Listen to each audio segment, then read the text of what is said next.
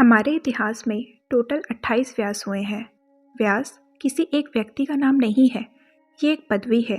जैसे इंद्र किसी भगवान का नाम नहीं है, देवताओं के राजा की पदवी को इंद्र कहा जाता है। आज हम यहाँ पर महाभारत के रचयिता वेद व्यास, जिनका असली नाम कृष्ण द्वैपायन है, उनके बारे में बात करेंगे। लेकिन द्वैपायन जी के बारे में जानने के लिए उनकी माता सत्यवती को जानना होगा। तो चलिए इतिहास के कुछ पन्ने पलटते हुए आपको ले चलते हैं सत्यवती के जीवन की कथा में। रानी गिरिका, जो राजा उपरिचरा की पत्नी थी, एक दिन वो अपने शुद्ध होने और फर्टाइल पीरियड के बारे में राजा को बताती हैं।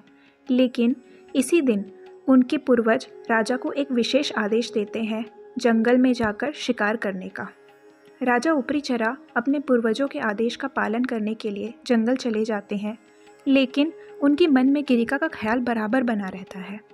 जंगल में शिकार करते समय गिरिका के ख्यालों में मग्न राजा इतने उत्साहित हो जाते हैं कि उनका वीर्य अपने आप ही निकल जाता है। पर वो सोचते हैं कि इस वीर्य को व्यर्थ नहीं जाना चाहिए, क्योंकि गिरिका अभी अपने फर्टाइल पीरियड पे चल रही हैं। राजा ने अपने वीर्य को एक पेड़ के पत्ते में इकट्ठा किया और एक बाज को बुला करके कहा, इसे मेरी पत्नी गिरिका के पास ले जाओ। लेकिन राजा का दिया हुआ ये काम अधूरा ही रह गया, क्योंकि एक दूसरा बाज उसे मांस का टुकड़ा समझकर छीनने आ गया और दोनों बाज आसमान में जाकर के लड़ने लगे। उस झगड़े के बीच वो पत्ता यमुना नदी में गिर गया। यमुना के पानी में एक मछली थी, जो असल में अद्रिका नाम की एक अप्सरा थी। ब्रह्मा के शाप के कारण अद्रिका मछली का रूप में वहाँ विचरण कर रही थी। अद्रिका ने उस पत्ते को निगल लिया जिसमें राजा का वीर्य था। कुछ समय के बाद वो मछली मछुआरों के जाल में फंस जाती है, और जब उसका पेट काट कर देखा गया तो सब चकित रह गए। उसके अंदर से दो मानव रूपी बच्चे पैदा हुए, एक लड़का और एक लड़की। मछुआरों ने तुरंत उन दोनों बच्चों को राजा के पास ले जाकर ये असंभव कहानी सुनाई। राजा ने लड़के को अपनाया और वो आगे चलकर एक धर्म प्रेमी और न्याय प्रेमी राजा बना। उसका नाम मत्स्य रखा गया। जब ये बच्चे पैदा हुए तभी अद्रिका अपने शाप से मुक्त हो गई और उसने अपना अप्सरा का रूप प्राप्त किया। फिर वो स्वर्ग की ओर प्रस्थान कर गई। लड़की जो मछली के पेट से पैदा हुई थी, उसके शरीर से मछलियों की गंध आ रही थी, तो उसे फिशरमैन को दे दिया गया और उसका नाम सत्यवती पड़ा। सत्यवती बहुत ही सुंदर थी और अपने पिता की सेवा करने के लिए यमुना नदी में नाव चलाती थी। लेकिन उसकी किस्मत में शायद कुछ अलग ही लिखा था। एक दिन ऋषि पराशर एक तीर्थ यात्रा के दौरान यमुना के किनारे आए हुए थे। वहाँ उन्होंने सत्यवती को देखा और तुरंत ही उनकी सुंदरता से आकर्षित हो गए। ऋषि पराशर ने अपनी इच्छा सत्यवती के समक्ष व्यक्त की, लेकिन सत्यवती ने कहा कि दोनों किनारों में ऋषियों का समागम है और ऐसे में कुछ भी करना कैसे संभव होगा। ऋषि पराशर ने तुरंत अपनी दिव्य शक्तियों से गहरा कोहरा बना दिया, जिसने पूरे किनारे को ढक दिया। सत्यवती इस चमत्कार को देखकर अचंभित हो गई। सत्यवती ने ऋषि से कहा, मुझे अपने पिता के सुरक्षण में जाना है। अगर मेरी कुमारी अवस्था खत्म हो गई तो मैं अपने घर वापस नहीं जा पाऊंगी।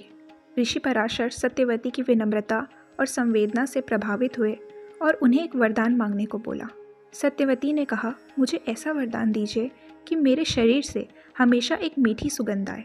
ऋषि ने उनकी इस इच्छा को पूरा किया और उसके बाद उनका नाम योजनगंधा पड़ा, क्योंकि उनकी सुगंध 1 योजन दूर तक महसूस की जा सकती थी। सत्यवती अब एक अलग पहचान बना चुकी थी, एक सुंदर और सुगंधित स्त्री, जिसे लोग गंधावती के नाम से भी जानते थे। इस मिलन के बाद सत्यवती एक दिव्य पुत्र की माता बनी। क्योंकि इनका जन्म यमुना के एक आइलैंड पर हुआ, इसलिए उनका नाम द्वैपायन पड़ा। ये पुत्र और कोई नहीं बल्कि महाभारत के रचयिता वेद व्यास थे। द्वैपायन जैसे ही पैदा हुए, उन्होंने अपना शरीर अपनी शक्तियों से डेवलप कर लिया। उसके बाद अपनी माँ सत्यवती से आज्ञा मांगी कि वो तपस्या के लिए जाना चाहते हैं, लेकिन जब भी उन्हें याद किया जाएगा वो तुरंत प्रकट हो जाएंगे। ऋषि वेद व्यास ने वेदों को विभाजित यानी उनका क्लासिफिकेशन किया ऋग्वेद, यजुर्वेद, सामवेद और अथर्ववेद में, ताकि सरलता से मनुष्य इसका पाठ कर सके। और इसी के साथ महाभारत की भी रचना की, जो एक पंचम वेद कहलाता है। व्यास ने अपने शिष्यों और अपने पुत्रों को महाभारत और वेदों का ज्ञान दिया। उनकी रचना आज भी हमें धर्म, अर्थ, काम और मोक्ष का ज्ञान देती है। वेद व्यास जी की कहानी यही खत्म नहीं होती है। आगे चलकर व्यास जी की माँ सत्यवती की शादी राजा शांतनु से हुई। उनसे 2 पुत्र पैदा हुए, विचित्रवीर्य और चित्रांगद। चित्रांगद की मृत्यु बचपन में ही हो गई थी। आगे चलकर विचित्रवीर्य की शादी अंबिका और अंबालिका नाम की स्त्री से हुई, लेकिन पुत्र पैदा करने से पहले ही विचित्रवीर्य भी स्वर्ग सिधार गए। इनकी पुत्र प्राप्ति से पहले मृत्यु हो जाने के कारण वंश को आगे बढ़ाने के लिए सत्यवती ने अपने पुत्र कृष्णद्वैपायन को बुलाया और नियोग के द्वारा विचित्रवीर्य की पत्नियों से बच्चे पैदा करने को कहा, ताकि कुरुवंश आगे बढ़ पाए।